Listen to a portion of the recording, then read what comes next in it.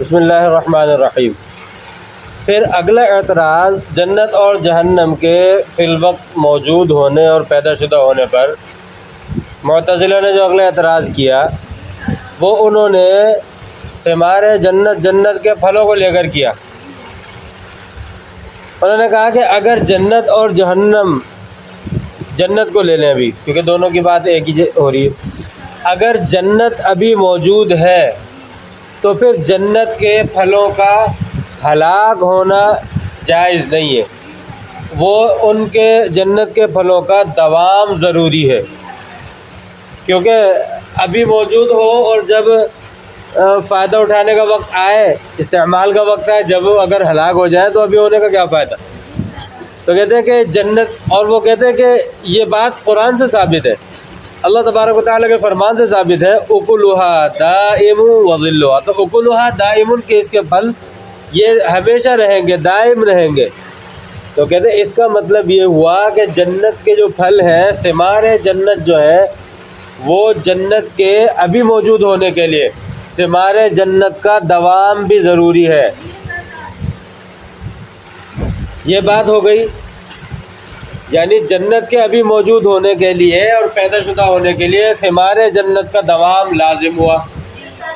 تو کہتے ہیں کہ لیکن یہ دوام بھی اللہ تبارک و تعالیٰ کے دوسرے فرمان کی وجہ سے یہ دوام باطل ہے، یہ جو لازم ہے یہ لازم باطل ہو رہا ہے۔ کس طرح کہ اللہ تبارک و تعالیٰ نے دوسری جگہ ارشاد فرمایا کل شیء ہالک الا وجہ، اللہ تبارک و تعالیٰ کی ذات کے سوا ہر چیز پر ہلاکت طاری ہوگی، ہر چیز ہلاک ہوگی۔ تو کہتے ہیں کہ جب جنت کے دوام کے پیدا شدہ ہونے اور ابھی ہونے کے لیے ثمار جنت کا دوام لازم تھا، تو یعنی جنت ملزوم ہوئی، تو جب لازم باطل ہو گیا، اللہ تعالیٰ کے فرمان کل شیء ہالک الا وجہ کہ اللہ کے ذات کے علاوہ ہر چیز ہلاک ہونے والی ہے، تو جب لازم باطل ہو گیا، ملزوم خود بخود باطل ہو گیا۔ کہتے ہیں اس سے پتہ چلا کہ جنت اور جہنم ابھی موجود نہیں ہے، بعد میں ہوں گی۔ اس کا جواب ہم نے یہ دیا ہے، اہل سنت والجماعت نے اس کا جواب یہ دیا ہے کہ اصل میں دوام کی دو قسمیں ہیں، ایک دوام شخصی اور ایک دوام نوعی۔ دوام نوعی کہتے ہیں کہ کسی چیز کے افراد پر ہلاکت طاری ہوتی رہے بھلے، لیکن نوع باقی ہو، افراد بھلے فنا ہوتے رہے لیکن نوع باقی رہے، نوع فنا نہ ہو، اس کو کہتے ہیں یہ بھی دوام ہے، یہ دوام نوعی کہلاتا ہے۔ اور دوسرا دوام شخصی کہ اس کے افراد بھی باقی ہوں، افراد پر بھی فنا اور ہلاکت طاری نہ ہو۔ اسی طرح ہلاکت کی بھی دو قسمیں ہیں، اس کے مقابل میں ہلاکت کی بھی قسمیں بن جاتی ہیں جب ہم دوام کی قسمیں بناتے ہیں، کہ ہلاکت شخصیہ اور ہلاکت نوعیہ۔ لہذا اب اس کا جواب سنیں، اس کا جواب یہ ہے کہ اکلھا دائم، اس سے مراد دوام نوعی ہے، کیونکہ حدیث سے ثابت ہے، آپ صلی اللہ علیہ وسلم فرماتے، یعنی دوام شخصی کی تو ہم بھی بات نہیں کرتے، اس لیے نہیں کرتے کیونکہ حدیث کے اندر آتا ہے کہ جنتی ایک سیب کھائے گا جنت کا تو فوراً اس کی جگہ دوسرا سیب اللہ تعالیٰ پیدا فرما دیں گے، تو ہلاکت شخصیہ تو ہو رہی ہے، فرد پر تو ہلاکت طاری ہو رہی ہے، لیکن سیب کی نوع ختم نہیں ہو رہی، اس کی جگہ دوسرا سیب آ گیا، لہذا فرد پر ہلاکت طاری ہوئی، فرد پر ہوئی ہے ہلاکت طاری، فرد فنا ہوا ہے لیکن نوع پر نہیں ہوئی۔ پتہ چلا دوام نوعی اور ہلاکت شخصیہ ایک ساتھ جمع ہو سکتی ہے، ان میں کوئی منافات نہیں ہے، کیونکہ ہلاکت نوعیہ اور دوام نوعی ایک ساتھ جمع نہیں ہو سکتی، لیکن دوام نوعی اور ہلاکت شخصی ایک ساتھ بالکل جمع ہو سکتی ہے۔ دوام نوعی کہتے ہی اس کو ہے افراد پر بھلے ہلاکت اور فنا طاری ہو رہی ہو لیکن نوع باقی ہو، لہذا اس وجہ سے ہم یہ کہتے ہیں کہ اکلھا دائم بھی صحیح ہے اور کل شیء ہالک الا وجہ بھی صحیح ہے، یہ اس کا ایک جواب ہے۔ کہ کل شیء ہالک الا وجہ سے ہلاکت شخصیہ مراد ہے، اکلھا دائم سے دوام نوعی مراد ہے۔ ہلاکت شخصی اور دوام نوعی یہ دونوں ایک ساتھ جمع ہو سکتے ہیں، ان میں کوئی منافات نہیں ہے۔ اس کو یوں بھی کہہ سکتے ہیں دوام ببدل ہی، ویسے تو دوام نوعی ہی کہیں اس کو، لیکن اس کو آگے جو شارح نے عبارت جو ذکر کی ہے، تو اگر اس عبارت کا لفظ لیتے ہوئے، اس عبارت سے بھی مراد ان کی دوام نوعی ہے، لیکن اگر اس عبارت کا لفظ لے کر دوام ببدل ہی کہتے ہیں تو بھی کوئی غلط نہیں ہے، دوام ببدل ہی بھی کیا کہا جا سکتا ہے۔ لہذا دوام ببدل ہی یعنی دوام نوعی، اور یہ جو دوام نوعی ہے یہ لمحے بھر کی ہلاکت کے لیے، یا یہ دوام ببدل ہی جو ہے کہ ایک کی جگہ دوسرا آ جانا، یہ ہلاکت کچھ لمحوں کی ہلاکت کا منافی نہیں ہے، کیونکہ ظاہر سی بات ہے بدل آنے میں کچھ وقت تو لگے گا نا، ایک فنا ہوگا تو آئے گا، بھلے ایک سیکنڈ ہی کیوں نہ لگے، لیکن کچھ وقت تو لگے گا۔ تو اس لیے دوام ببدل ہی اور ہلاکت لحظہ، لمحے بھر کی ہلاکت، ان میں بھی کوئی منافات نہیں ہے۔ پہلا جواب بھی اس کا دیا ہے، اس کی عبارت دیکھیں، فرماتے ہیں کہ قالوا لو کانتا موجودتین الآن، کہ اگر یہ فی الوقت اور فی الآن موجود ہیں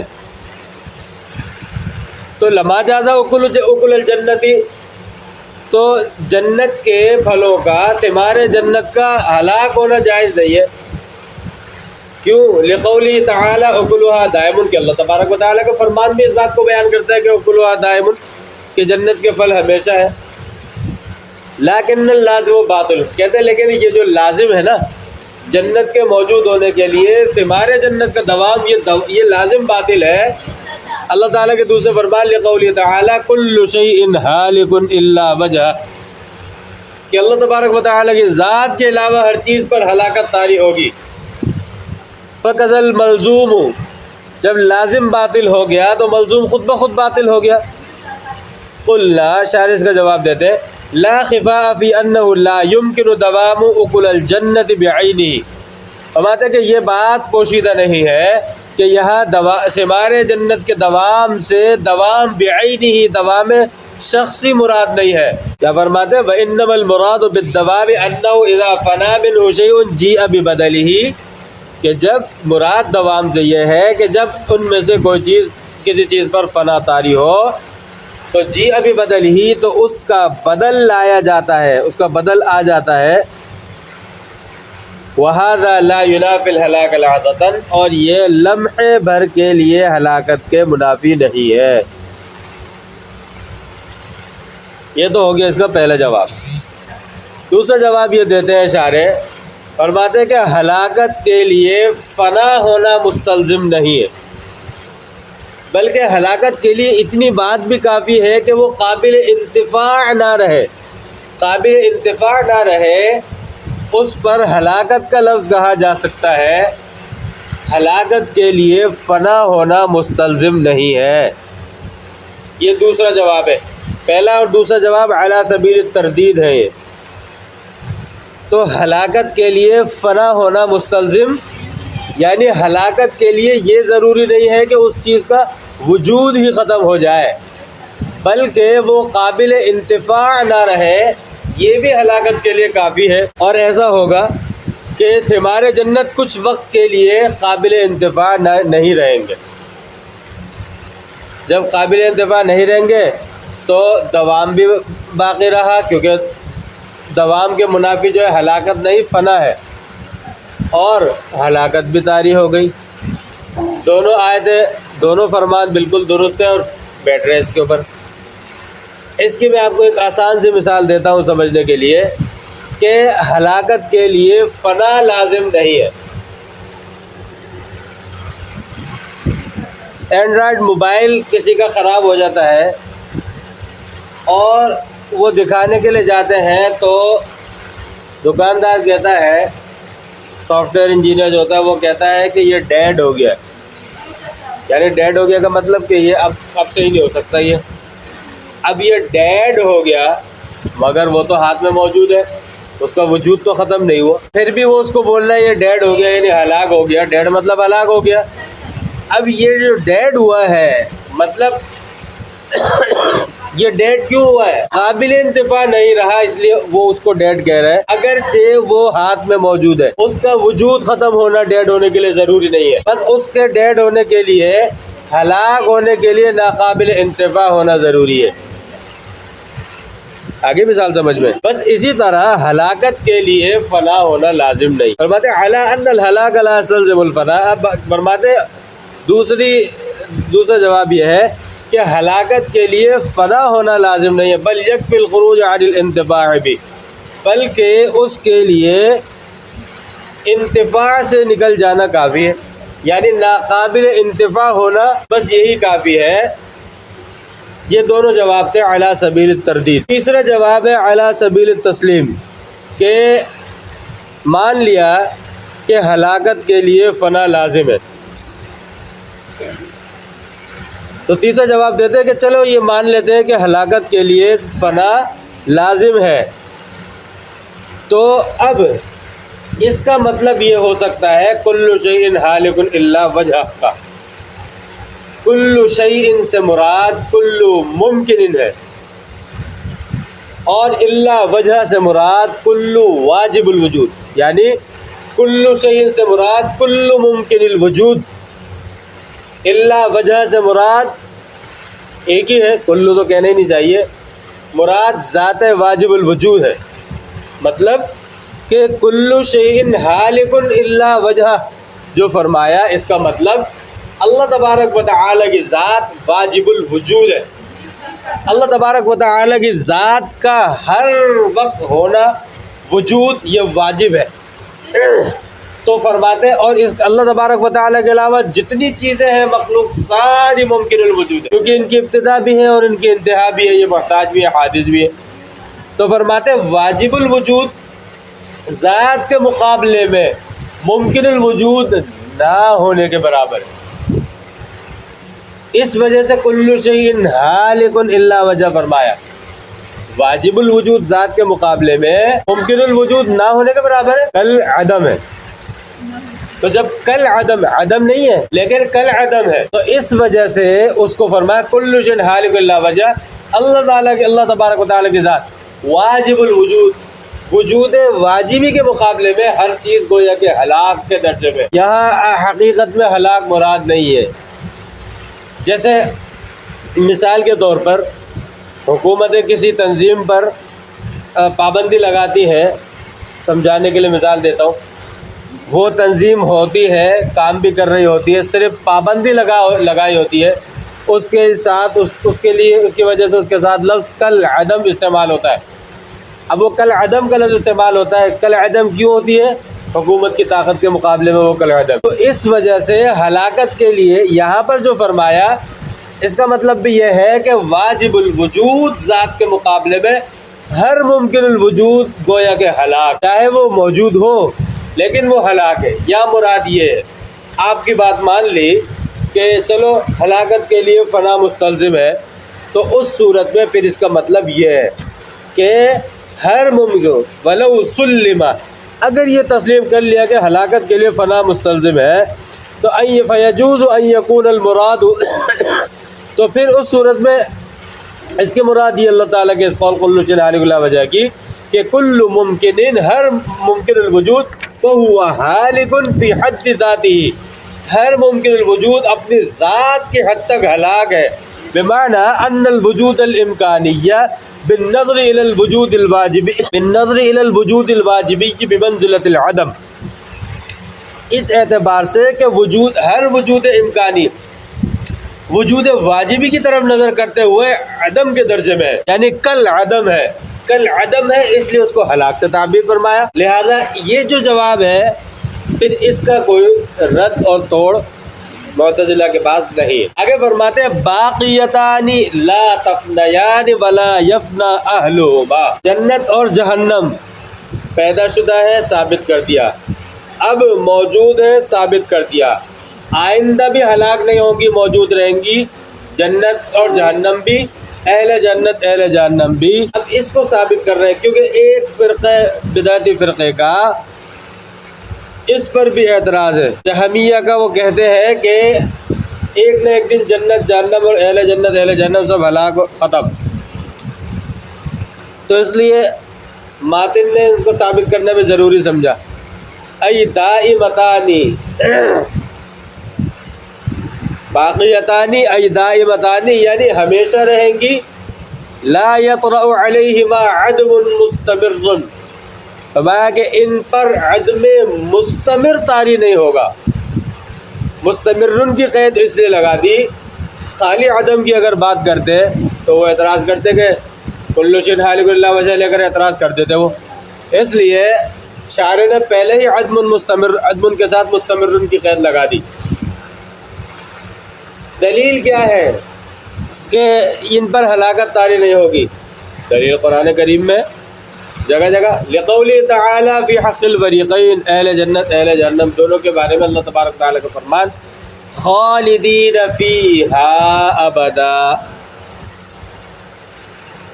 جب اللہ تبارک و تعالیٰ اہل جنت کے لیے بھی خالدین فیہا ابدا اور اہل جہنم کے لیے بھی خالدین فیہا ابدا فرما رہے ہیں، تو ظاہر سی بات ہے جب جنت ہوگی تو جنتی جنت میں ہمیشہ رہیں گے نا. ایسا کیسے ہو سکتا ہے کہ گھر ہونے اور گھر والا اس میں رہ رہا ہو؟ اسی طرح جہنم ہوگی تو اہل جہنم اس کے اندر ہمیشہ رہیں گے نا. تو اس لیے اللہ تبارک و تعالیٰ کا فرمان اہل جہنم اہل جنت کے لیے خالدین فیہا ابدا اس بات کی دلیل ہے کہ جب مظروف ہے، مظروف کو دوام حاصل ہے تو ظرف کا دوام خود بخود ثابت ہو گیا. وَأَمَّا قِيلَ مِنْ أَنَّهُمَا تُهْلَكَانِ، فرماتے ہیں کہ وہ جو اعتراض کیا گیا ہے کہ انہما تہلکانی ولو لحظۃ تحقیقا لقول تعالی کل شیء ہالک الا وجہہ فلا ينافی البقاء بهذا المعنى. فرماتے ہیں کہ وہ جو اعتراض کیا گیا ہے کہ یہ دونوں ہلاک تو ہوں گی اگرچہ لمحہ پر لہجہ بھر کے لیے ہو، اسی لیے شاعر نے مستمرن کی قید پہلے لگا دی تھی. ہلاکت اگرچہ لمحے پر لہجہ بھر کے لیے پر ہلاکت تو طاری ہوگی. یہاں سے تھوڑا سا نمک مل رہا تھا جہمیہ کو کہ اللہ تبارک و تعالیٰ کے اس فرمان کے لیے یہ ثابت ہے، تحقیقاً معنی ثابتاً اللہ تعالیٰ کے اس فرمان کل شیء ہالک الا وجہہ، اس کے فرماتے فلا ينافی البقاء بهذا المعنى، فرمایا کہ اس معنی کے اعتبار سے عدم مستمر طاری نہیں ہوگا. یہ جو بات ہم نے کی ہے فرماتے اس معنی کے اعتبار سے یہ بات کل شیء ہالک الا وجہہ کے منافی نہیں ہے. عدم مستمر طاری نہیں ہوگا ہم نے یہ بات کی ہے، عدم لحظہ کی ہم نے عدم لحظہ کا ہم نے انکار نہیں کیا. لمحہ بھر کے لیے لحظہ بھر کے لیے عدم طاری ہوگا اس کا ہم نے انکار نہیں کیا. ہاں عدم مستمر طاری نہیں ہوگا. جہمیہ کا قول یہ ہے کہ ایک نہ ایک دن ہلاک ہو کر ختم ہو جائے گا. لأنك قد عرفت انه لا دلالة في الآية على الفناء، اس لیے کہ آپ یہ بات پہلے سمجھ چکے ہیں، اچھی طرح سے پڑھ بھی چکے ہیں، بالکل سمجھ میں آ گئی ہے کہ یہاں آیت کے اندر فنا پر دلالت نہیں ہے، ہلاکت کی ہلاکت کا ثبوت تو ہے لیکن فنا کا ثبوت نہیں ہے. وذهبت الجہمیۃ، جہمیہ اس بات کی طرف گئے ہیں، جہمیہ کا قول یہ ہے، ان کا نظریہ یہ ہے الی انہما تفنیان ویفنی اہلہما، کہ جنت اور جہنم دونوں فنا ہو جائیں گے اور اہل جنت اہل جہنم وہ بھی فنا ہو جائیں گے. دلیل کیا ہے ان کے پاس؟ کل شیء ہالک الا وجہہ کی تفصیل تو ہم بیان کر چکے ہیں. باقی جنت جہنم ہلاک ہو جائیں گے اور اہل جنت اہل جہنم ہلاک ہو جائیں گے، اس کے بعد دلیل کیا ہے؟ فرماتے ہیں وَهُوَ قَوْلٌ مُخَالِفٌ لِلْكِتَابِ وَالسُّنَّةِ وَالْإِجْمَاعِ. سب سے پہلی بات یہ قول کتاب اللہ، سنت رسول اللہ اور اجماع امت کے خلاف ہے. کتاب اللہ، سنت رسول اللہ اور اجماع امت سے یہ بات ثابت ہے کہ جنت جہنم اور ان کے اہل جو ہے رہائشی ان کا دوام ہوگا، ان پر ہلاکت طاری نہیں ہوگی. یہ تینوں دلائل سے ثابت ہے، قیاس کو ہم نہیں لا رہے بیچ میں. یہ تو بات اس سے ثابت ہے، یہ تو ہم نے بتا دی.